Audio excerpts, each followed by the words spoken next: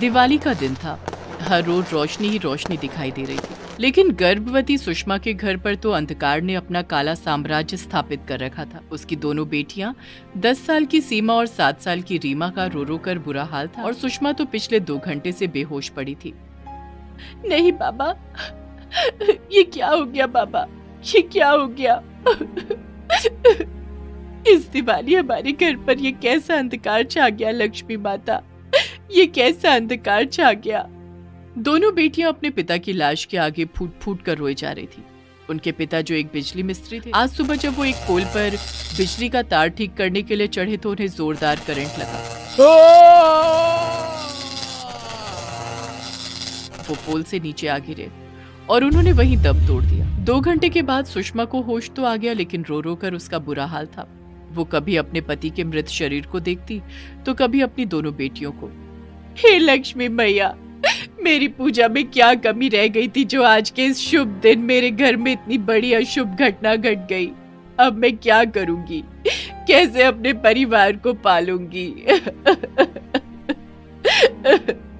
बहरहाल अभी तो सबसे पहले सुषमा को अपने पति का अंतिम संस्कार करना था। वे सभी शमशान घाट पहुंचे। गर्भवती सुषमा ने खुद अपने पति को मुखाग्नि दी। पल में ही मृतदेह धू धू कर जलने लगा।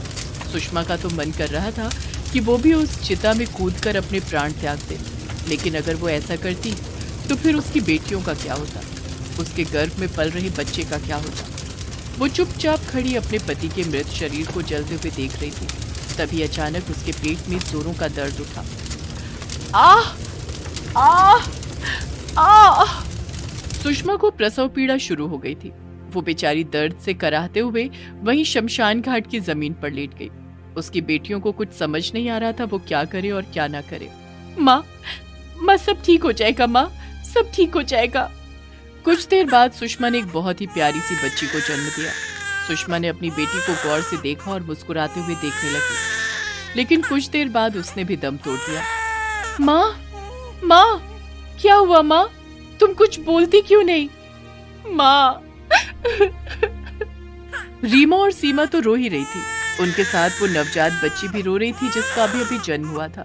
शायद वो भी समझ गई थी कि उसकी माँ हमेशा के लिए उसे छोड़कर चली गई। रीमा सीमा ने अपनी छोटी बहन को गोद में उठाया और कहा, अरे क्यों रो रही हो, हम हैं ना, हम रखेंगे तुम्हारा ध्यान। उन लोगों ने अपनी माँ की चिता भी वहीं सजाई और फिर माँ की चिता को भी अग्नि देकर उनके जलते शरीर को देखती रही। कुछ घंटों के बाद सब कुछ खाक हो चुका था। वे अब अपने घर को लौटने ही वाली थी कि तभी उस शमशान घाट में पास के जंगल से निकलकर कुछ जंगली भेड़िए आ पहुंचे और उन बच्चियों को देखकर गुर्राने लगे। अरे ये जंगली भेड़िए कहाँ से आ गए? दीदी कहीं ये हम पर हमला न कर दे। हमें यहाँ से भागना होगा रीमा, नहीं तो ये कुछ भी कर सकते हैं। उन्होंने अपनी छोटी बहन को सीने से लगाया और पूरा दम लगाकर वहां से भागने लगे। भाग रीमा भाग! वे आगे आगे और जंगली भेड़िए पीछे पीछे। भागते भागते वो पूरी तरह थक गए थे। भागते भागते वे एक इमली के पेड़ के नीचे पहुंचे। तभी अचानक एक भेड़िया सीमा के ऊपर कूद पड़ा। सीमा के हाथ से उसकी छोटी बहन नीचे गिर पड़ी और रोने लगी। वो भेड़िया उसकी छोटी बहन पर हमला करने ही वाला था कि तभी रीमा ने एक बड़ा सा लकड़ी का टुकड़ा उठाया और भेड़ियों से भिड़ गई। मेरे रहते हुए मेरी छोटी बहन का बाल भी बांका नहीं हो सकता। रीमा को देखते हुए सीमा ने भी एक नुकीला लकड़ी का टुकड़ा उठाया और भेड़ियों से अपनी बहन को बचाने की कोशिश करने लगी, लेकिन भेड़िए ज्यादा थे। उनकी ताकत के आगे दोनों के हौसले पस्त हो रहे थे। तभी उन सभी भेड़ियों ने दोनों बहनों पर हमला कर दिया। दोनों जमीन पर गिर पड़े। दीदी बचाओ, छुटकी को बचाओ! वे सभी भेड़िए उन दोनों बहनों के शरीर को नोचने लगे। वे दोनों बहनें भेड़ियों से लड़ते लड़ते बेहोश हो गईं। तभी एक भेड़िए ने छोटी नवजात बच्ची पर हमला करना चाहा, लेकिन तभी वहां न जाने कैसे जोरदार आंधी चलने लगी। आंधी इतनी तेज थी कि वो भेड़िए भी अपने पैरों को टिकाकर रख नहीं पा रहे थे। कुछ देर बाद आंधी के प्रभाव से वो भेड़िए दूर जा गिरे। शायद उन्हें कुछ अनहोनी का अंदेशा हुआ, इसलिए वो वहां से भाग गए। कुछ देर बाद आंधी शांत हो गई। रीमा और सीमा अभी भी जमीन पर बेहोश पड़े थे, लेकिन तभी रीमा की बेहोशी टूटी। उसने दर्द से कराहते हुए सीमा को आवाज लगाई, दीदी दीदी, छुटकी कहाँ है? सीमा की बेहोशी भी रीमा की आवाज सुनकर टूट गई थी। उसने भी जब देखा कि उसकी छोटी बहन वहां नहीं है तो वो भी परेशान हो गई। उन दोनों ने अपनी छोटी बहन को ढूंढने की बहुत कोशिश की, लेकिन वो नहीं मिली। उन्हें लगा कि उन भेड़ियों ने उसे मार डाला। रोते रोते वो घर लौट गई। पता नहीं इतनी सारी परीक्षाएं हमारी क्यों हुई। बाबा मर गए, माँ मर गई, छुटकी को भी भेड़ियों ने मार डाला। दीदी, लक्ष्मी मैया की माँ तो बहुत पूजा करती थी, फिर ये सब क्यों हुआ? रीमा के सवाल का जवाब सीमा के पास नहीं था, इसलिए वो चुप रही। माँ बाप की मौत के बाद रीमा और सीमा के ऊपर घर चलाने की जिम्मेदारी आ गई। उन्होंने काम की तलाश शुरू की। एक ढाबे में उन्हें काम तो मिल गया, लेकिन ढाबे का मालिक बहुत बदमाश था। वो उनसे बहुत काम करवाता और बदले में सिर्फ 10 रुपए देता, और कभी कभी तो वो भी नहीं देता। साहब ऐसा मत कीजिए, हम दोनों बहनों ने पूरा मन लगाकर काम किया है, हमें हमारे पैसे दे दीजिए, नहीं तो हम क्या खाएंगे? वैसे भी आप इतने सारे काम का सिर्फ 10 रुपया ही तो देते हैं। तो क्या 10,000 दूं तुम लोगों को? देखो, मैं ऐसा ही हूँ, तुम्हें करना है काम तो करो, नहीं तो पतली गली पकड़ो और भागो यहाँ से। उस ढाबे के मालिक ने दोनों को काम से निकाल दिया। एक बार फिर से उनके सामने जिंदगी नई परीक्षा ले रही थी, लेकिन उन्होंने भी तय कर लिया था कि वो हार नहीं मानेंगी।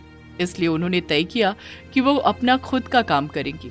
दीदी, अपने पास तो बिल्कुल पैसे नहीं है, तो फिर हम अपना काम कैसे करेंगे? रीमा, पैसे नहीं है तो क्या हुआ, भगवान है ना, अपनी लक्ष्मी मैया है ना। तुम्हें पता है ना, माँ हमेशा कहा करती थी कि जब सारे रास्ते बंद हो जाएं, तो आंख मूंद कर लक्ष्मी माता का ध्यान करना, रास्ता जरूर निकलेगा। उन दोनों बहनों ने वही किया और सच में रास्ता निकल भी गया। उन्हें याद आया कि उस दिन जब वो भाग रहे थे तो जंगल के पास उन्हें एक इमली का पेड़ मिला था। उन्होंने उस इमली को तोड़कर बाजार में बेचने का तय किया। वो हर दिन वहां जाते और इमली तोड़कर लाते। वो इमली साधारण इमली से अलग होती, इसलिए वो हाथों हाथ बिक जाते। अरे, आज भी खत्म हो गई वो इमलियाँ। देखो, ये एडवांस पैसे रख लो, लेकिन कल मेरे लिए वो इमली जरूर रखना। हाँ। धीरे धीरे इमली का इनका व्यापार खूब फलने फूलने लगा और उनकी आर्थिक समस्या धीरे धीरे हटने लगी। 5 साल हो गए थे उन्हें ये काम करते करते। अब तो उन्होंने एक छोटा सा मकान भी बना लिया था और एक दुकान भी खोली थी, जिसमें इमली का अचार और इमली की चटनी भी बेचा करती थी। अब उनके पास पैसे भी थे, अपना घर भी, लेकिन हर दिन वो अपनी माँ पिता को याद करते, खासकर अपनी छुटकी को याद कर उनकी आंखों में आंसू आ जाते। मत रो रीमा, शायद भगवान की यही मर्जी थी, इसलिए तो ये हुआ। एक बार की बात है, उस दिन भी दिवाली थी। दोनों बहनें जंगल में इमली लाने गई हुई थी। जब वो इमली तोड़ रहे थे तभी उन्हें एक छोटी बच्ची के रोने की आवाज सुनाई दी। वो जब आवाज की दिशा में गए तो देखा कि एक छोटी सी बच्ची झाड़ियों के पास बैठी रोए जा रही थी।